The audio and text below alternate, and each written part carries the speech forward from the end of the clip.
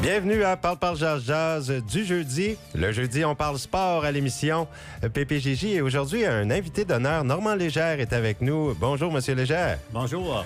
Bienvenue à Parle Jazz. Ça faisait un petit bout de temps que vous n'étiez pas présenté. Hein? Ça fait 2 ans? Oui, ça fait 2 ans. Alors, c'était bien de revenir. Ah, ben merci beaucoup. Et puis d'ailleurs, vous avez été honoré tout récemment comme étant membre du mur de la renommée sportive de Moncton. On y reviendra. Et en début d'émission, on s'entretiendra avec Guy Donnel, le vice-président des Knights du Sud-Est, qui ont eu une belle fin de semaine. La fin de semaine dernière, les Knights, ça a bien été. Alors, restez bien branchés et on va vous inviter à participer à l'émission, bien sûr, par téléphone et par courriel avec nous.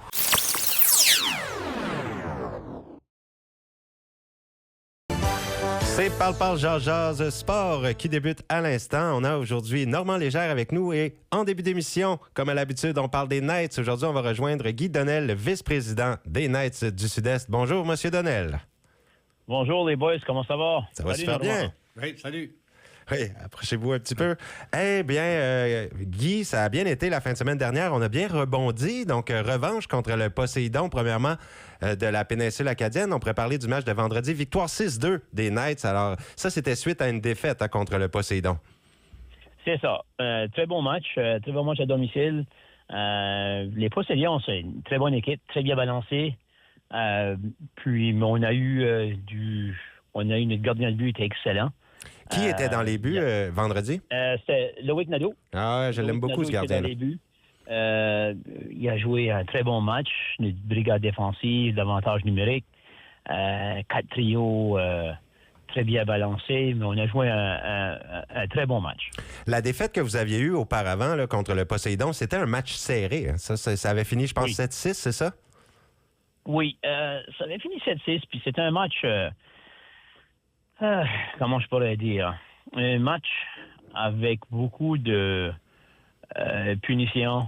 Il n'y avait pas beaucoup de minutes jouées 5 contre 5. C'était soit 5 contre 4, 5 contre 3 en désavantage en PV. Ouais. C'est difficile à se mettre dans un match comme ça. C'est un match que on avait à notre portée, puis l'indiscipline... question d'arbitrage, un petit peu beaucoup de choses qui s'est passé durant le match qui fait que, mais tu sais, donne crédit aux Poséidons de s'en venir puis gagner en surtemps. Est-ce que c'est grâce à un petit peu plus de discipline, là, on dirait que ça a été plus simple de remporter? Là? Oui, c'est sûr que la discipline est toujours la clé. C'est sûr que ça aide énormément, puis les boys ont rétréci. Je pense que le but était de gagner les 2 matchs la semaine dernière, puis on savait qu'on avait chance d'aller de nouveau en première position. Puis c'est là qu'on est rendu tout de suite. On est en première position, puis on s'envisage. Il reste une petite stretch d'ici au 13 décembre. Il reste un 4-5 matchs. On va finir sur une bonne note. Puis la Ligue de Junior B, d'habitude, termine durant les périodes des examens. Puis ensuite, on recommence de nouveau le 2 janvier, mais la demi de la saison va certainement être au top du classement, c'est sûr. Vraiment bien. Là, c'est une fiche de 6-3-0 pour les Knights présentement. Est-ce que j'ai la bonne fiche? 6-2-1, je pense, là. Ah. La manière ça marche, c'est en défaite, t'as un point. Je pense que c'est 6-2-1, là. OK. Puis là, C'était le lendemain une belle victoire 8-1 contre les Forestiers de Restigouche-Ouest. Donc ça, les Forestiers, par exemple, vous avez leur numéro. Hein? Ça n'a pas été trop compliqué de remporter les parties, à part la première, mais on avait vu dès le premier match de la saison que les Knights, vous êtes forts à 5 contre 5. Et je pense que là, 8-1, est-ce que c'est encore grâce à la discipline, on va dire? Moi, je n'étais pas au match, mais j'ai surveillé le match en ligne. Puis de qu'est-ce que j'ai entendu... Les Forestiers, c'est une équipe d'expansion, une très bonne équipe aussi, mais il y a un ajustement qui doit être fait. Puis je pense que le ralignement commence à être plus complet au fur et à mesure. Okay. Oui, ça finit 8-1, mais il avait gagné la journée d'avant contre Coyotes, le premier match de l'année. Oh, quand même! Alors, il avait gagné une grosse victoire. Il arrivait moralement, il était prêt pour nous autres. Premier 10 minutes, je pense que les lancers étaient 7-1 pour le Forestier. Encore une fois, notre gardien de but, Loïc, nous a tient sur le coup. Puis ensuite, on a commencé à rouler. Oublie pas, lorsque tu vas jouer au Forestier, tu conduis 4h30 de route pour jouer un match. Tu arrives les premiers 10 minutes, puis on s'est ressaisi, puis on a pu avoir une très belle victoire. Oui, vous leur avez fait la vie dure, 8-1. C'est pas facile à encaisser. Le pauvre Forestier, est-ce qu'ils ont une victoire, eux, cette année? Peut-être une, hein? Oui, c'est vrai, contre les Coyotes. Le premier match, le vendredi, contre les Coyotes. C'était leur première victoire à eux de cette saison. Première victoire. Écoute, toutes les équipes d'expansion passent par là. Que ce soit les Knights 3 ans, 4 ans passés, que ce soit les Coyotes. C'est pas évident de former une équipe. Je pense qu'on voit ça de plus en plus, même de la Ligue nationale. Les équipes d'expansion sont... ça prend du temps à ajuster puis bâtir une culture. Mais ils sont une bonne équipe. Ils ont des très bons joueurs. Puis, tu sais, moi, je dis toujours, si tu n'arrives pas prêt pour jouer le match, tu as une chance à perdre. Alors, il faut toujours être prêt. Puis nos 3 prochains matchs, ça va être contre le Forestier. Les 3, OK. Ironiquement, on les joue vendredi prochain. On les joue demain, à domicile. Puis ensuite, on va faire un voyage la semaine d'ensuite, jouer le Forestier. 2 matchs de suite, le samedi et le dimanche. Alors, on veut certainement... tu sais, on veut certainement avoir 3 victoires, mais on va commencer avec celle de demain. Ben oui, et puis justement, là, je fais toujours tirer des billets juste avant l'émission. Alors, je vais nommer le nom de la personne gagnante pour les 2 billets pour le match de demain, ainsi que 2 casquettes. La personne gagnante est Rebecca Bérubé-Pelletier de Dieppe. Donc, bravo, Rebecca, et bon match demain. On va encourager les Knights. Normand, je ne sais pas si tu voulais ajouter quelque chose avec Guy. Non, mais je pense que Guy et tous les autres organisateurs de l'équipe, ils font un très bon travail pour développer les jeunes. Pour cette équipe-là, c'est quand même un bon tremplin pour les jeunes qui restent dans la région et qui ont un certain niveau de jeu, mais qui ne veulent pas aller plus loin parce qu'ils sont aux études. Alors, c'est sûr que le Junior B leur donne cette occasion d'être capable de continuer à jouer, quand même un très bon calibre, et également de poursuivre des études ou faire le travail dépendant de ce qu'ils font. Alors, je sais que moi, j'aime toujours d'aller voir les parties de Junior B parce qu'il y a beaucoup d'enthousiasme. Et puis, les joueurs aussi se donnent à plein cœur pour jouer et puis éventuellement essayer de faire gagner leur équipe. Oui, le calibre est intéressant. Ben, bravo, Guy, pour tout ce que vous faites, justement, pour, comme Normand le dit, pour les jeunes qui aiment le sport et qui ont cette belle chance de pouvoir performer avec vous. Ben, merci, les boys. Et puis, on va vous souhaiter une belle victoire demain encore contre le Forestier. Je pense que vous avez des chances d'aller la remporter encore, mais il ne faut pas prendre aucune équipe à la légère non plus, comme vous le dites. Forestiers sont en train de s'ajuster, là. Exactement. Hey, bon match demain, Guy. OK, salut, bonne journée. Salut. Alors, oui, on va souhaiter la meilleure des chances aux Knights et allez voir ça à l'Arena de Cap-Pelé. Très belle arena, nouvellement rénovée. Et l'ambiance est au rendez-vous. J'ai adoré le match que je suis allé voir et ça fait partie des plans. Suivre les Knights cette année, on va aller voir les matchs le plus souvent possible. Et comme vous l'avez remarqué aujourd'hui, comme invité, Normand Légère, re-bienvenue, Normand. Vraiment content de t'avoir. Et puis, on sait, là, ça fait quoi, 57 ans que vous êtes dans le sport, que vous êtes même une figure qui est synonyme de sport en Acadie. Ben, c'est sûr, ça a commencé en 1969, un peu dans le journalisme. Et puis, depuis ce temps-là, ça continue. Alors, c'est ma 57e année déjà que je continue à faire la promotion plus ou moins des sports et également de surveiller le sport. J'ai été entraîneur également en même temps. Alors, ça m'a donné une vision. Comme journaliste, lorsque tu connais bien le sport, si tu as été entraîneur, tu as été... Ben, j'ai jamais été un grand athlète, mais quand même... comme entraîneur, ça donne une vision intéressante de la partie. Et puis, les stratégies, tout ça. Alors maintenant, comme journaliste, ça te donne une meilleure idée lorsque tu fais un reportage, de mieux comprendre les indices et tout ça qui se passe durant la partie pour mieux faire le reportage. Vous êtes très impliqué et je tiens à vous féliciter là, pour faire partie du temple de la renommée sportive de Moncton. Ça s'est fait tout récemment. On vous a honoré à ce titre-là. Oui, 3 semaines demain que la cérémonie a eu lieu. Et puis, c'était vraiment une belle cérémonie. La Ville de Moncton et le comité organisateur du mur de la renommée sportive, ils font un très bon travail pour la soirée de reconnaissance et puis d'intronisation. Ça se passait au Théâtre Capitole. Et puis, pour l'occasion, c'est ça, mais mes 3 enfants étaient là, et ma femme et leur conjoint. Alors, ça a été quand même une belle soirée. Mes 2 petites filles également étaient là. C'était une belle soirée. Ça a été émouvant pour vous, une reconnaissance de la sorte? Oui. Hey, vous avez eu toute une carrière, vous avez couvert des milliers de matchs, contribué à bâtir la culture sportive aussi dans la région, vraiment. Et non seulement vous avez été journaliste, comme vous l'avez dit, mais photographe aussi, entraîneur, arbitre, bénévole. Vous avez fait tout ce qui se fait là, dans l'implication sportive. Et comme vous étiez là au tout début des Jeux de l'Acadie? C'est ça. Possible? Alors, ce qui est arrivé pour les Jeux de l'Acadie, c'est que en 1978, on s'est rencontrés 2 personnes. Jean-Luc Bélanger et moi-même. Puis, en 1979, c'était le 375e anniversaire de la fondation de l'Acadie.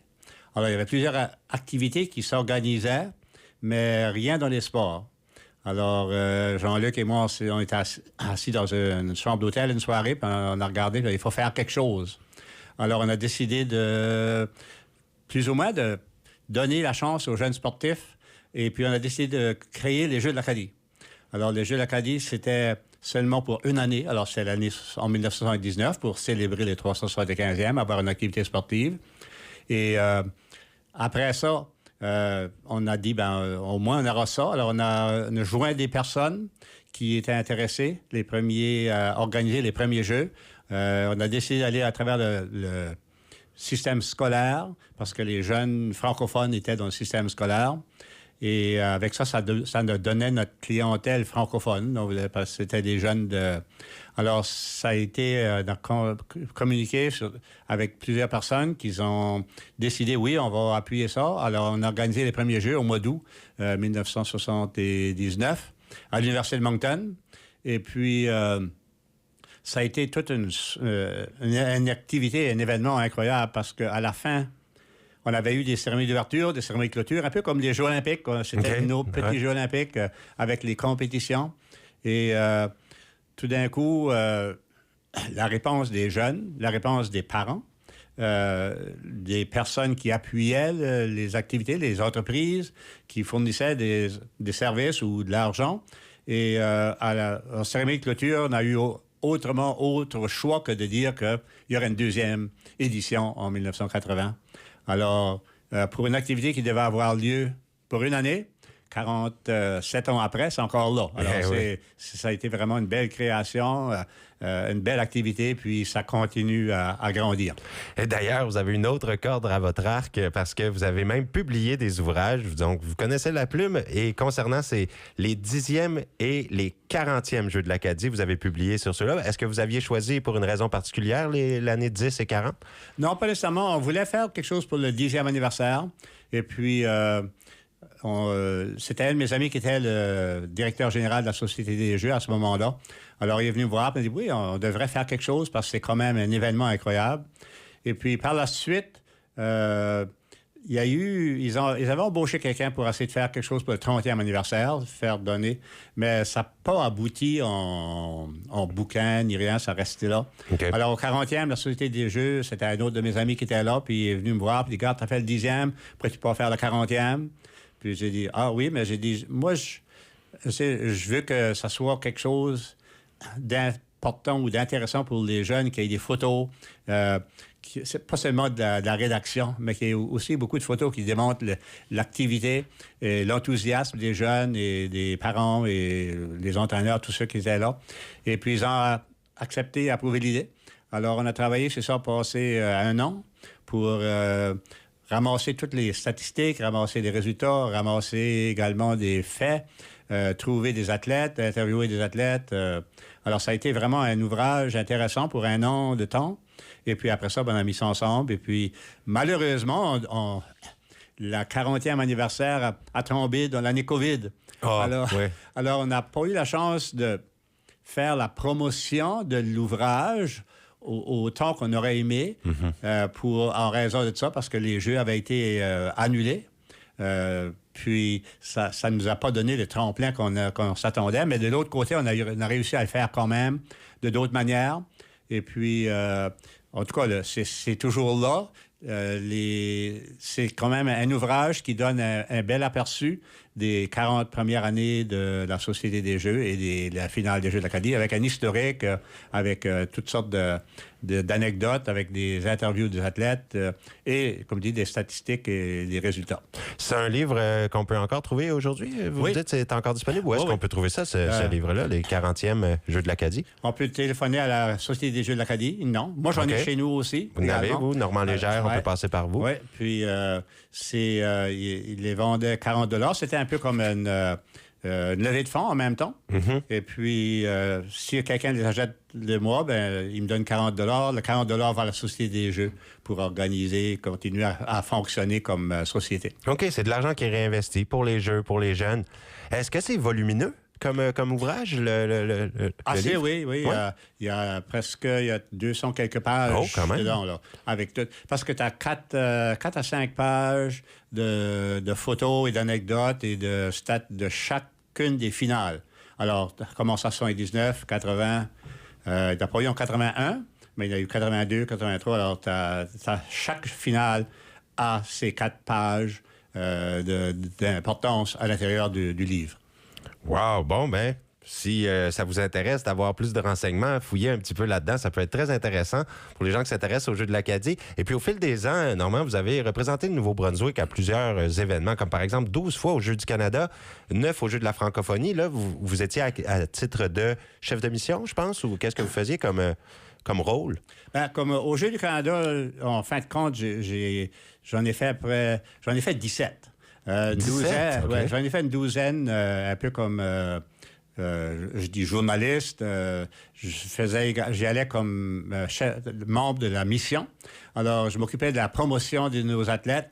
On voyait les résultats aux médias d'information de Nouveau-Brunswick, parce que dans ce temps-là, il n'y a pas d'Internet. Les premières années, il n'y a pas d'Internet. La seule manière d'obtenir des résultats, c'est de les prendre nous autres mêmes puis les envoyer. Oui, quasiment sur des papiers, quasiment que ça se faisait. Parce que c'est des papiers. Crayon papier. Oui, mais l'autre chose, c'est qu'on a commencé les premières années qu'on pouvait aller sur l'Internet et envoyer des résultats par ordinateur. Alors, j'avais un petit ordinateur. Et puis, il fallait se brancher par téléphone. Mais oui, les modems. Hein? Oui, les modems. Mais ça réussissait. Et on a quand même développé tout ça dans les années 90. Les autres années que j'ai fait, j'ai été comme membre du comité organisateur. Oui. Comme par exemple les Jeux de Saint-Jean. C'est moi qui étais responsable de tous les services aux médias pour les Jeux de Saint-Jean. Les Jeux de Campbellton Batters également. J'étais là comme avec les organisateurs pour organiser tous les services aux médias. Alors à ce moment-là, à nouveau, on retourne en arrière.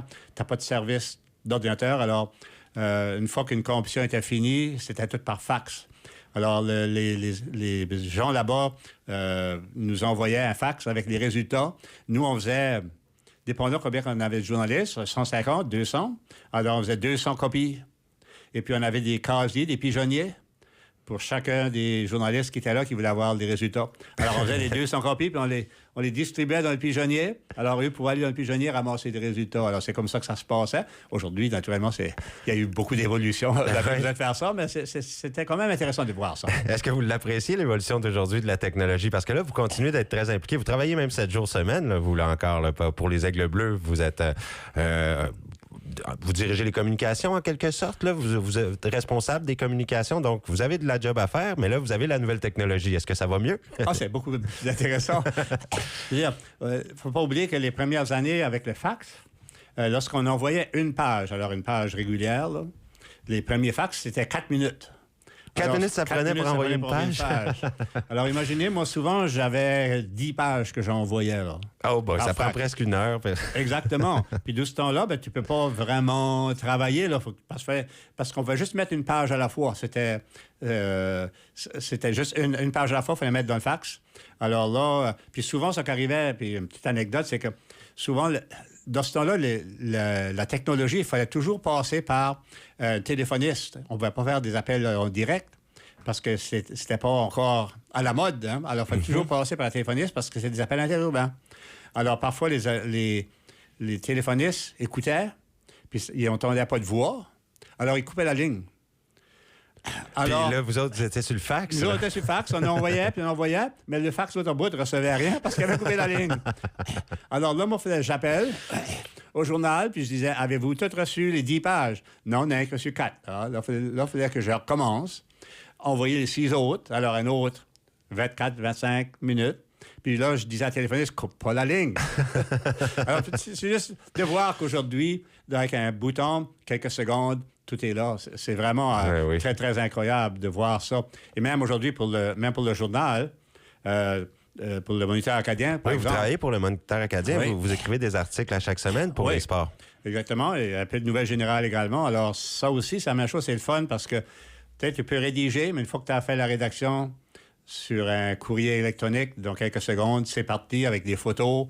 Alors, c'est ça qui est intéressant aujourd'hui comparé à ce que c'était. Mais, je veux dire, j'ai quand même apprécié ça dans les années 70, avoir un fax puis prendre 4 minutes pour une page. Oui, puis c'est comme ça dans plusieurs domaines. Hein. Si on regarde ici la radio, on recule dans ces mêmes années-là. Ben là, c'était couper avec une lame de rasoir, des rubans, puis arranger les pubs avec du scotch tape. Oui. Non, c'est vraiment, là, on n'est plus au même endroit avec le numérique et tout ça. Non, ça a vraiment transformé.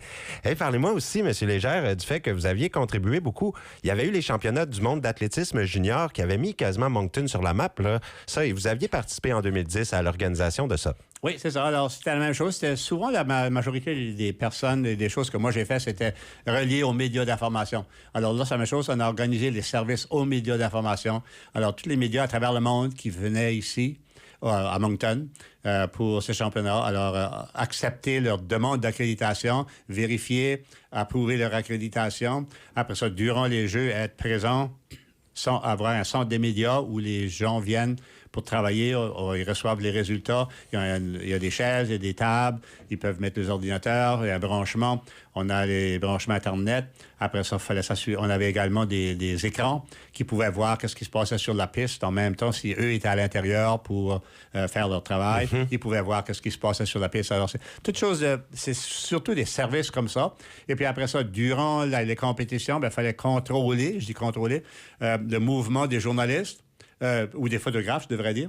Les photographes sur le terrain, parce que les photographes ont accès au terrain, mais seulement à certains endroits. Alors là, il fallait s'assurer qu'on manie les photographes et on leur disait à quel endroit qu'ils pouvaient se rendre pour prendre des meilleures photos pour après ça donner aux médias d'information pour publier à travers le monde. Wow, ben en tout cas, ça a connu du succès, là, ça. Bel événement qui était les championnats du monde d'athlétisme. Et puis, en tant que journaliste, je veux que vous m'en parliez un peu parce que vous avez assisté à toutes sortes d'événements grandioses. Là. Vous étiez journaliste sportif. Longtemps, vous avez fait des choses comme, par exemple, j'avais lu que vous aviez assisté à des moments historiques comme la série du siècle en 1972. C'est ça, alors à Montréal, première partie, la Russie et Canada. Ben oui. Alors, être là et voir... les joueurs, voir la première partie, et après ça, les suites. Mais c'est d'être là d'un moment stratégique et puis sachant qu'est-ce que cette série-là a produit par la suite ou a provoqué par la suite un peu la chute du rideau de fer des pays de l'Est, de voir comment est-ce que les joueurs les Russes, par exemple. Puis cette première partie-là, en fait, quand le Canada avait pris les devants comme 3-0, puis là, on disait tout d'un coup, ça va prendre une machine à additionner pour additionner tous les buts. Mais tout d'un coup, ça a viré de bord, puis tout d'un coup, les Russes ont réussi à gagner la partie. Alors, ça avait été vraiment un choc. Et puis, être dans le vestiaire par la suite, de voir les joueurs canadiens. De voir la manière qu'ils avaient réagi à une défaite comme ça avait été facile. Après ça, par exemple, le Canada s'est repris. Naturellement, ça a pris la septième partie pour en venir à bout. Alors, ça a été quand même excitant. Ça, c'est une série qui a été beaucoup. Les Jeux olympiques de Montréal, par exemple, en 1976. Hey, gros événement. Gros événement.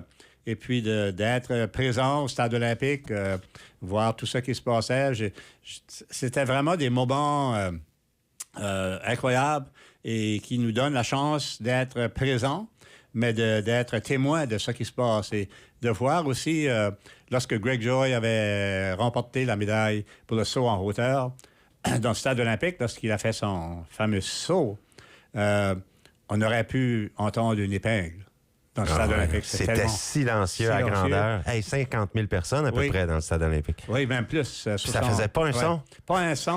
Puis tout d'un coup, lorsqu'il a réussi, le toit aurait ça déboulé. Arraché. Arraché. Ouais. C'était beau de voir ça. Alors, comme je dis, voir ça, voir les cérémonies de clôture, d'ouverture des Jeux olympiques à Montréal, c'était grandiose, c'était incroyable. Pour un amateur de sport là, comme vous, être journaliste, ça a pu débloquer sur des belles opportunités comme ça, oui, franchement. Oui. Ça a été vraiment intéressant. Il y a eu beaucoup d'autres occasions comme ça. Tu sais, on a pu voir aussi les Canadiens de football parce qu'il y avait des joueurs locaux qui jouaient avec...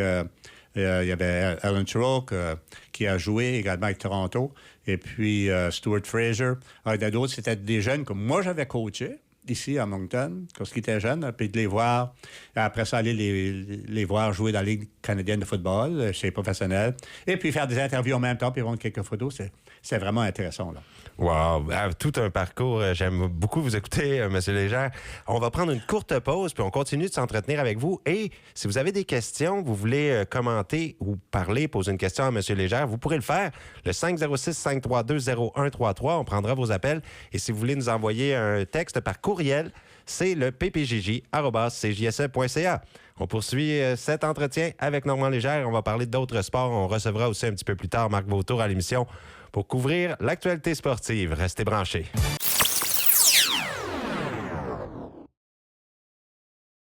De retour à Parle Jazz Sport en ce jeudi 20 novembre. Je suis en compagnie de Normand Légère aujourd'hui et là, on accueille un autre panéliste, Marc Vautour, qui se joint à nous pour la suite de l'émission. Bienvenue, Marc. Oui, bonjour, monsieur. Bonjour, Salut, bonjour. Salut. C'était bien de... On a parlé jusqu'à présent pas mal du parcours de M. Légère, ce qu'il a couvert, des choses. Et puis moi, je suis bien impressionné. Oui, j'écoutais. Là, La série du siècle, allez voir ça. En tant que journaliste, c'est grandiose. Mais M. Légère, on pourrait parler un peu du sport régional là, maintenant de cette semaine parce que vous couvrez encore, il y a autant les Aigles Bleus et vous savez pas mal ce qui se passe dans le monde du sport. Alors, qu'est-ce qu'il y va avoir cette semaine et ce qui s'en vient? Bien, ça qui commence aujourd'hui, c'est la classique des écoles secondaires. Oui. Alors, c'est le 50e édition. Alors, c'est un anniversaire. À Dieppe. À Dieppe. Et puis, plusieurs équipes de l'Ontario, Québec, Manitoba, Nouveau-Brunswick, de Nouvelle-Écosse qui sont ici. Alors, c'est du hockey qui est vraiment intéressant. Et moi, je peux te dire que je vois souvent les parties des écoles secondaires, puis le calibre est très bien, est très élevé. Je veux dire, les jeunes qui jouent là se donnent à cœur, joie. Et puis, c'est vraiment du beau hockey, du hockey intéressant, que ce soit du côté des filles et des gars. La compétition est là. Les jeunes sont fiers de jouer pour leur école ou au nom de leur école, représenter leur école, et puis également de tout laisser sur la glace. Alors, et c'est le seul vraiment gros tournoi, c'est le plus gros tournoi des écoles secondaires au Canada. OK, quand même. Et c'est le seul tournoi également qui combine les gars et les filles. D'habitude, il y a un tournoi pour les gars, un tournoi différent pour les filles, mais la classique, c'est les gars et les filles. Alors, c'est ça qui est intéressant des deux côtés. On donne la possibilité aux deux genres de s'affirmer et puis de jouer sous les éclairs, les étoiles pour donner la chance de se faire voir. Alors, c'est vraiment intéressant. Et puis, il y a la Coupe des 4 Nations qui sera disponible aujourd'hui à Dieppe aussi. Oui, ça, c'est quoi l'affaire? C'est qu'on présente la coupe pour que les gens puissent prendre une photo avec, pour la voir, en fait. Oui, la c'est fameuse vraie Coupe des 4 Nations qui s'est disputée l'an dernier, là. C'est ça. Les organisateurs cherchaient la Coupe Stanley, mais malheureusement, elle n'était pas disponible à ces dates ici. OK. Elle était ailleurs. Un prix de consolation, les 4 nations. Ils nous ont proposé celle-là et puis ça a été quand même bien. Mais c'est quand même pas... faut quand même pas lui donner moins d'importance. Elle est quand même une coupe importante des 4 nations. Ah, ben super ça. À ne pas manquer la classique du bon hockey en fin de semaine. Gars, filles. Alors, pour les spectateurs, c'est merveilleux. Et puis là, dans ce qui se passe, quelles équipes vont bien là, dans le sport dans la dernière semaine? Est-ce qu'on a des résultats un peu? Ben, je veux dire, aujourd'hui, si on regarde ça, les Patriotes, les 4 équipes francophones de la conférence de l'Est ou de l'Est, alors, JR, les Patriotes, Mathieu Martin Matador, les Olympiens de l'Odyssée, et puis les Cavaliers de Clément Cormier. C'est les 4 équipes qui font vraiment bien et qui aspirent toujours et qui sont d'habitude pas mal proches de remporter la classique des écoles secondaires. Oui, alors on va y revenir. Au résultat, on va prendre un appel. Monsieur Légère, c'est le 506-532-0133 pour nous rejoindre. Parle jazz, on vous écoute. Parle jazz, c'est à vous? Bonjour. Bonjour. Hello. Salut, Norm. Norm. Salut. Pour ceux qui ne savent pas, Norm Légère, c'est une pelle dans le sud-est du Nouveau-Brunswick. Si vous voulez voir Norm, même les fins de semaine, allez à n'importe quelle aréna locale, puis il est là avec sa caméra. Il fait pas tout. Il faut pas juste les sports majeurs, il fait tous les sports. Tous les jeunes ont une couverture. Et c'est spécial, ça. C'est bon de voir que un jeune peut ouvrir le journal une journée, puis il voit son nom dans le journal, puis il a compté un but ou quelque chose. Même si il est dans le House League Midget ou Pee-Wee ou même qu'il est à l'école. C'est spécial, ça. Puis Norm fait cet ouvrage-là. Je vais le féliciter. Ouais, merci beaucoup. J'ai une question pour toi, Norm. Je ne vais pas dire mon âge, mais je te lis depuis longtemps, depuis que tu étais avec l'Évangéline. J'ai une question pour toi. As-tu travaillé avec Roger Fougère? Oh, bonne question. Roger Fougère, ça me dit rien tout de suite. OK, il était là avant toi. Probablement qu'il était là avant moi, parce que moi, j'ai commencé en 70. OK. Roger est décédé en 65 d'un accident de Tourneville. OK, oui. Je pense que c'est toi qui as pris sa place. Oui, non, moi, j'ai commencé, j'ai commencé en 69, là, puis plus en 70. En 69, ça commençait par les petits, puis en 70, là, j'étais là pas mal toujours. J'ai une question pour le monsieur au téléphone. Je pense que si je me trompe pas, c'est un partisan des Leafs. Okay, je vais pas hijacker l'émission, là, mais j'aimerais quand même savoir ce qu'il pense des Leafs là, jusqu'à date. Les Leafs ont leur meilleur forward de blessés, leur meilleure défense de blessés, le meilleur gardien de blessés, puis 4 autres regulars qui jouent pas. Puis je pense qu'ils ont juste la tête sur le fait de l'eau. J'agree pas avec le mode, le style de hockey qu'ils jouent parce que le coach veut qu'ils jouent de même. C'est une équipe qui avait été basée au début en vitesse. Puis là, maintenant, c'est du aggressive hockey. Puis c'est pas ça le hockey des Maple Leafs. Mais je fais pas des excuses, là. Les Maple Leafs, ça va tout prendre pour faire les playoffs. C'est-tu qui veut... Excuse-moi, c'est-tu qui veut les préparer plus pour comme le hockey des séries? Oui. OK. Tu peux pas jouer 82 matchs demain ou 84, whatever. Tu peux pas, ça se fait pas. Puis ça se montre dans les blessures qu'ils ont eues. Mais quand je vais driver la blâme puis parler des Oilers aussi, qui ont de la misère. Oui. Parler des autres équipes. Une autre défaite hier soir. Oui. Qu'est-ce qui arrive avec les Oilers? C'est drôle cette année. Qu'est-ce qui se passe à la Ligue nationale de hockey? Où les équipes qui devraient dominer sont à la queue de leur division. Puis je ne sais pas ce qui se passe là. Est-ce que c'est une bonne chose que McDavid a signé de nouveau? Je ne sais pas, moi, je l'aurais peut-être espéré. Il y a beaucoup de parité à la Ligue nationale de hockey, là. Ça, c'est... Absolument. Puis les jeunes s'en viennent. Ils examinent Celebrini puis Bédard, qu'est-ce qu'ils font de la Ligue. Puis, et pas juste jeu d'eux, là. C'est une domination des jeunes. C'est une game de jeunes, la Ligue nationale de hockey. On peut pas dire que c'était comme un temps là, où tu avais des joueurs qui étaient lents, mais qui pouvaient mettre le puck de la net, puis c'est les superstars. Là. Ça n'existe plus, cela. Là. Non, là, les jeunes, en plus, ils patinent avec une nouvelle technique. Hein. On a vu les nouveaux, là, Demidov, Hudson, puis les joueurs comme McDavid. On voit qu'ils patinent comme s'il y avait des bottes. Des fois, ils jouent comme s'ils marchent sur la glace, mais pour leur permettre de se déplacer latéralement. Puis tout ça, je suis vraiment impressionné par la nouvelle technique que les jeunes développent. Puis je pense que ça va se répandre dans la Ligue nationale parce que là, les gens observent ça, puis ça patine. C'est assez impressionnant. Ça a beaucoup à faire aussi avec les lames. Hein? Les lames de patin aujourd'hui, c'est incroyable de voir quelle sorte de lames. Parce que les lames, ils enlèvent ça des patins, ils mettent une lame nouvelle dans une fraction de seconde. Oui. C'est fait. Puis la manière qu'ils les aiguisent aussi, qu'ils les affilent, les lames, chacun a plus ou moins sa priorité. Sa préférence. Ouais. Alors là, celui qui affilait les patins auparavant, c'était toute la même affaire. Aujourd'hui, pas du tout. C'est qu'est-ce que toi tu veux? Je veux ce site. OK, alors il faut qu'il ajuste sa machine pour donner la lame qu'il veut à ce moment-là. C'est personnalisé maintenant, l'aiguisage de patins. Oui. Puis Une autre question au monsieur qui est partisan des Leafs. Ouais. Est-ce que les Leafs manquent Mitch Marner cette année? Ah, il n'y a aucun doute.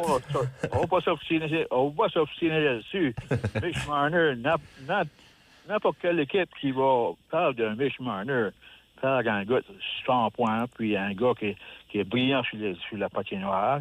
Moi, j'aime mieux, par exemple, voir les Maple Leafs perdre sans Marner que gagner avec. mais c'est... Oui, Marner, je suis d'accord là, qu'il les manque en saison régulière, mais en série, oui, là, on s'entend, il faut que les Leafs fassent les séries. Je pense qu'elle en les faire.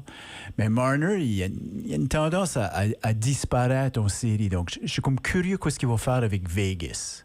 Ouais, j'ai hâte, moi aussi. Là. Moi, j'ai hâte, à la mi-saison, s'il n'y a pas aliéné des autres joueurs dans le vestiaire. Marner, c'est un gars qui chiale tout le temps. Il est contagieux. Non, mais quand ce qui perd, c'est tout le temps la faute des autres. Puis, il n'était pas populaire dans le dressing room. Ça fait que j'ai hâte, à la mi-saison, quand ils l'auront écouté, là, 50 de games, là, voir comment bon qu'il va être, là.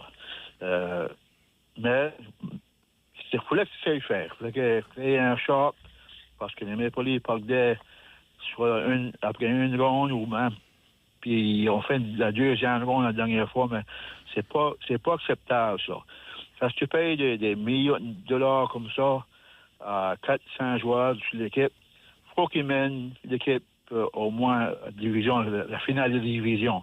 Car les Oilers, Draisaitl et McDavid, ils lèvent la marchandise. Deux années de suite qu'ils sont en finale. Oui, puis ils peuvent même se rendre au final avec un gardien comme Skinner. Ça, imagine si Edmonton aurait un bon gardien de but.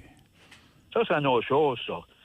Ça fait combien longtemps que les Oilers n'ont pas eu de gardien numéro 1? Ça vient pas d'hier, cela. Là. Puis ils ont tout le temps, ce gars-là, dans les buts. Puis Calvin Pickard, le deuxième, tu sais, là, il n'est pas poussé Skinner, il sait que Calvin Pickard ne va pas y enlever sa job. Ouais, au minimum, il aurait dû au moins aller chercher un meilleur deuxième. Au minimum. Absolument, que Greg Tomac, c'est là que pour pousser Skinner, ça va garder derrière son échine, dire que, il me pousse pour ma job, je vais peut-être perdre ma job, moi, là, je vais commencer à gauler. Parce qu'il y en a perdu, là, Skinner. Non, c'est ça. Il manque de quoi entre les poteaux du côté des Oilers. C'est pas la seule équipe, par exemple, qui a des problèmes de gardien cette année. On voit ça pas mal répandu. Il y a une équipe au Québec aussi. Ouais. On a entendu parler. Hey, on a plusieurs appels en attente. Est-ce que vous voulez rajouter un dernier mot de votre côté? Encore, pour Normand Légère, félicitations pour le Panthéon. Oui, le Temple de la Renommée. Je dis juste, je rappelle, c'est qu'il y a du monde de la province ou les villes du Sud-Est qui ont un Panthéon. Embarquer Normand Légère tout de suite, il le mérite. Merci beaucoup. Hey, merci beaucoup. Bonne journée. Merci, M. Galland. Hey, parle Jean-Jacques, on vous écoute. Bonjour, monsieur, comment ça va? Très bien. Voilà, Réal. On attendait pour ton appel. Ben oui, Réal qui est fidèle au poste. Je laissais le nom parler parce que c'était intéressant. Absolument. Puis en plus de ça, c'est un invité spécial, je pense. Là. Oui, aujourd'hui. Oui, très spécial. Puis là, je t'ai dit, je vais pas me mettre le nez là-dedans. Ben, reste là avec nous, Réal, pour un instant, mais on va parler à Normand de justement, on regardait la couverture un peu de ce qui se passait au sport local, puis là, tu nous parlais des équipes de football, notamment, puis qui faisaient bien. Toutes les équipes dans ce domaine font bien. Est-ce qu'il y avait d'autres sports qui seraient intéressants à regarder dans ce qui s'en vient? Ben, en fin de semaine, par exemple, c'est les dernières parties à domicile pour nos Aigles Bleus. Alors, au volleyball, ce soir à 19h, puis demain à 13h. Les Seahawks de Memorial, Saint-Jean-Terre-Neuve, ils seront à l'Université de Moncton, au CEPS, alors, contre des Aigles Bleus. Et puis, ça va être des parties très intéressantes. Je veux dire, c'est le fun de voir les spectateurs. Il y a passé 400 spectateurs aux parties de volleyball et de voir l'énergie, de voir combien ils appuient les Aigles Bleus lorsqu'ils marquent un point ou des choses de même. C'est vraiment excitant. Il y a les Aigles Bleus, les femmes jouent ce soir à l'Aréna Gilles-Louis-Lévesque également. Alors ça aussi, ça vaut la peine. C'était une très belle partie. C'est la dernière partie à domicile avant la pause des fêtes. Et puis les filles, là, je suis tellement content pour elles que maintenant, il y a la Ligue professionnelle aussi là, qui est en branle. Puis là, les filles, ça les encourage à aller, les jeunes. Ils ont une possibilité de se rendre avec des gros salaires d'une belle Ligue professionnelle. Je trouve ça vraiment fabuleux. Exactement. Puis il y en a 2 qui sont des anciennes Aigles Bleus qui jouent en Europe actuellement, professionnels. Ah oui. Également en Allemagne, alors c'est bien. Et puis demain soir, samedi, c'est les Aigles Bleus, les hommes. Alors c'est également leur dernière partie à domicile avant la fête. Mais ce soir, les Aigles Bleus sont à Fredericton pour jouer contre les Reds, UNB. Alors ça devrait être un match bien intéressant ce soir. Et demain, c'est les Panthers. Et on a eu la misère contre les Panthers. Les Panthers nous ont battus les 2 dernières parties. Aha. Alors là, demain soir, ils s'attendent à avoir une petite revanche. Exactement. Excellent. On prend une courte pause. Restez là, on continue de s'entretenir avec Normand Légère, Marc Vautour, Réal Berthelot à PPJJ Sport.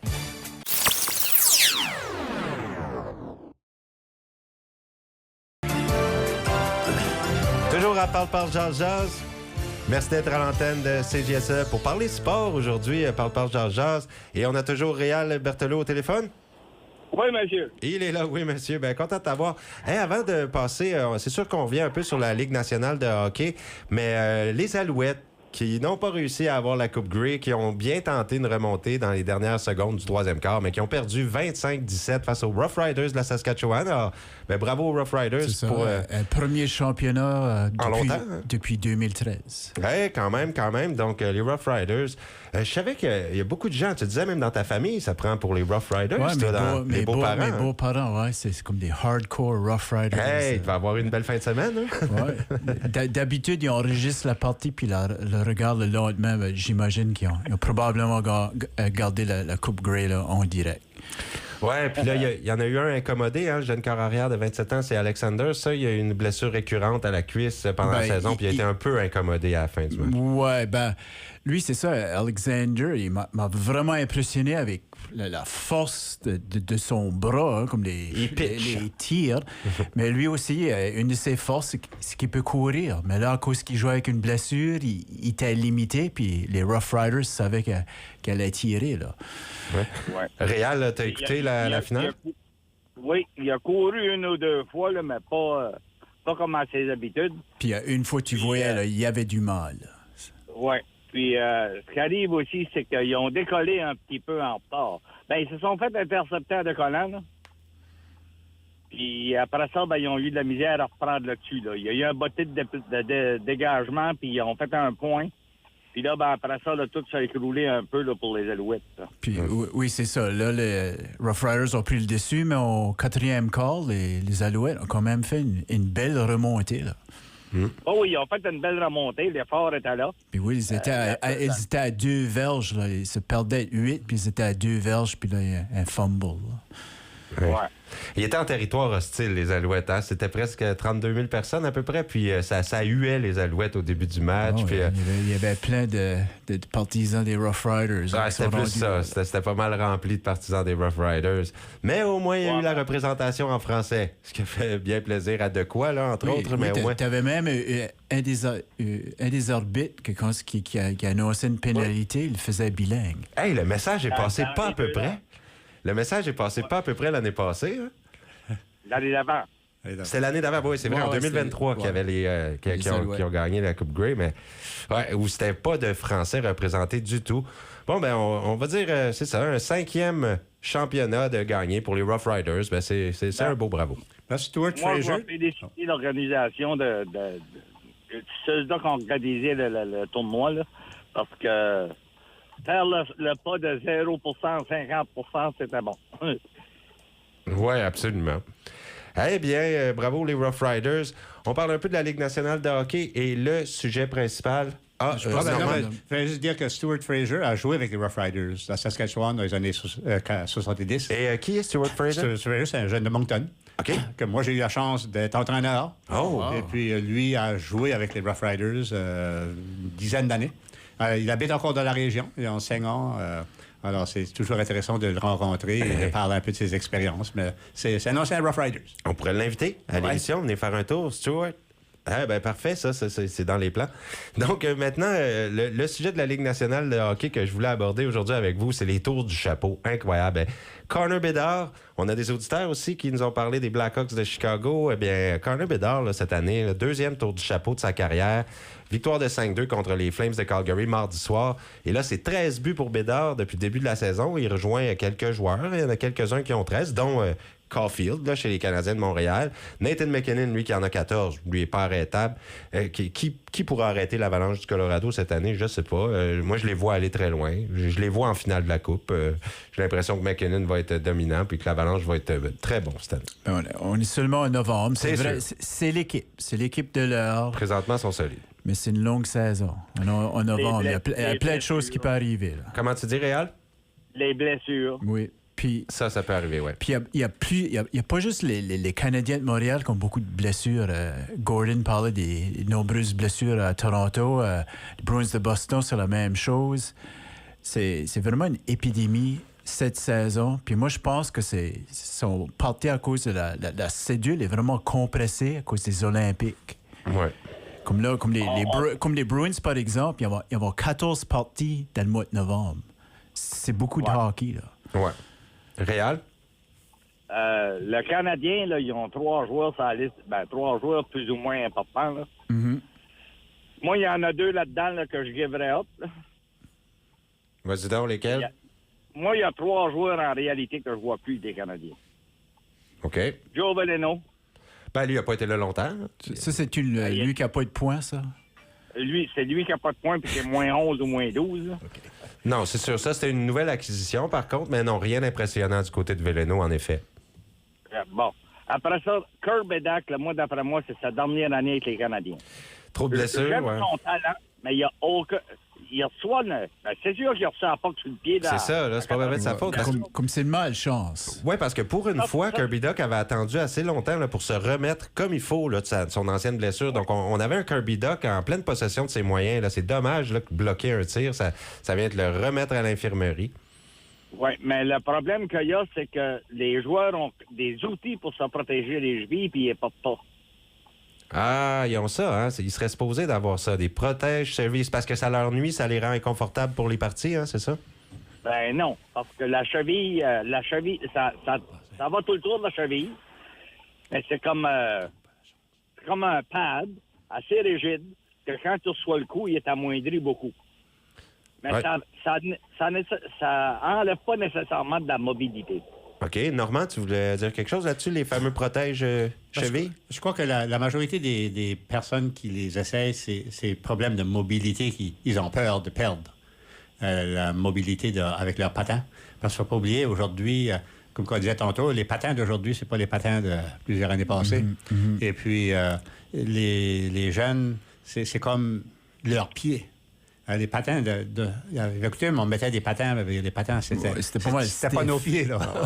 Donc, c'est pas obligatoire, ce fameux protège-cheville. Non, pas encore. Moi, je me rappelle, je me voyais des défenseurs mettre ça, comme des défenseurs qui bloquaient beaucoup de lancers, mais je me rappelle pas que j'ai vu comme des attaquants porter ça. À moi, quelqu'un... Oui. La plupart des attaquants n'attachent pas le patin jusqu'en haut. Ils attachent, là, ils laissent comme 2 œillets libres là, pour pouvoir travailler la cheville. Ah, OK. C'est comme leur patin, c'est comme les pieds. Là. Oui, c'est ça. Fait que c'est sûr que, bon, c'est comme la cage à poules. Tu sais, la grille en avant, là. Oui. Quand ils ont de mâchoire de casser, ils la mettent.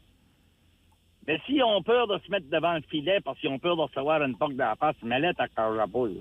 Oui, parce qu'il faut faire le travail devant le filet. C'est le travail ingrat, mais il est tellement important. C'est ça. Ouais. Là, j'aurais pas une précision, mais une interrogation. Oui. Posez-vous la question. La moyenne de goalers de la Ligue nationale est en bas de 900. Ouais. Okay? Et 900, puis en bas un petit peu. Là. Puis, le style papillon est-il encore le bon style à avoir? Ah, peut-être pas, hein, mais je pense que l'offensive s'améliore aussi. Je pense que la puissance offensive des équipes est peut-être là pour quelque chose qui ait plus de buts cette année. Là. OK. Quand Patrick Roy a sorti le style papillon, là, Il avait sorti ça parce que la plupart des lancers étaient envoyés à terre. C'était en 85. Ça fait donc la 40e année, 41e année que ça existe, là. Mhm. Là, les joueurs, ils sont capables de faire un top corner puis passer de la rondelle d'un espace plus petit que la rondelle. On pense à Caulfield, là, qui passe assez serré partout. Il la passe dans un pouce, ouais. OK. Puis, si on pense à ça, un gardien de 6 pieds 4, puis il coupe les deux jambes puis il met un genou, là. Il mesure plus 6 pieds 4. Il y a de l'espace en dessous des épaules, puis les joueurs, ça fait des années qu'ils se pratiquent à lancer le top corner. Moi, je trouve que les gardiens se mettent à genoux trop vite. C'est pas un qu'ils se mettaient à genoux, c'est le gars n'a même pas pris de lancer encore, puis ils sont déjà à genoux. Comme il y a un but, là, je watchais ça, là.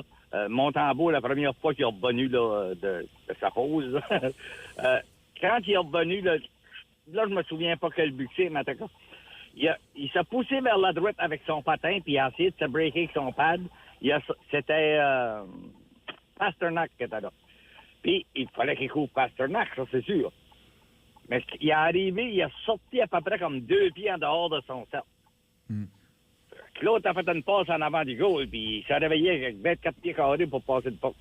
Ouais, ben justement, parlant des Canadiens, là, on achève l'émission, mais je veux savoir ce que tu en penses des gardiens, là, Réal, des Canadiens. Qu'est-ce qui se passe? Ça va être qui? Là, c'est Montembeault qui va garder les buts ce soir. Moi, je pense que s'il gagne, ça va être Montembeault pendant un bout de temps. Je trouve ça dommage un peu parce que Dobèche, j'y croyais. S'il n'avait pas perdu son match en fusillade Dobèche la dernière fois, là, il aurait rejoué ce soir. Je suis certain de ça. Le problème à Dobèche, là, c'est qu'il est trop agressif envers lui. Ouais, il est dur avec lui-même. Hein. On l'avait vu dans ses... C'est ça. Que tu veux t'améliorer, c'est une chose, mais que tu t'enrages parce que tu peux pas faire un arrêt. Écoute, là, l'arrêt, il l'a pratiquement fait, elle a passé sur la patte. Ouais, si tu parles au dernier match, là, ouais, puis c'est vrai que c'est enragé, pauvre Dobèche. Ben là, Il a passé son bâton dans le vestiaire. Montréal devrait avoir une bonne chance ce soir. Je pense que c'est Charlie Lindgren qui va être le gardien partant pour Washington quand Thompson a joué hier soir. Les Canadiens le connaissent, Lindgren? Ouais, puis... Je veux pas t'ostiner, mais Lindgren, depuis le temps là, que les Canadiens l'ont plus, là, à chaque fois qu'il rencontre les Canadiens, il lui fait mal. Ouais, on voit ça arriver là, quand c'est l'ancienne équipe. Je dis juste, si je serais les Canadiens, j'aimerais quand même mieux affronter Lindgren qu'affronter Thompson. Ouais. Oui, ça c'est sûr. Ouais. Ça, c'est ça. Ah, ben, on va souhaiter un bon match ce soir. Bon match à vous. Je suis certain pas mal qu'il y a beaucoup de gens qui vont écouter la confrontation Canadien-Capitals. Puis c'est la première fois qu'ils se rencontrent depuis qu'ils se vont affronter en série. Ouais. Hey, merci beaucoup, Réal, d'avoir participé à l'émission encore aujourd'hui. Pas de problème. Passez une belle journée. Félicitations, Norm. Merci beaucoup. Hey, on se dit à la semaine prochaine. Et Normand, ben oui, ça a été un immense plaisir. J'espère qu'on pourra remettre ça. Tu es un invité permanent. Hein? Tu viens quand tu peux, quand tu veux à Parle Jazz Sport. C'est bien d'avoir aussi un tour de ce qui se passe au sport régional. Et puis, encore une fois, ben, félicitations pour être membre du Temple de renommée à Moncton. Merci beaucoup. Hey, ben Marc, merci aussi par le fait même. Et on se retrouve la semaine prochaine. À tous, je vous souhaite une très belle journée, un bon jeudi et bon match pour les fans des Canadiens ce soir. Go Habs Go, il faut retrouver le chemin de la victoire. Bonne journée. Thank you.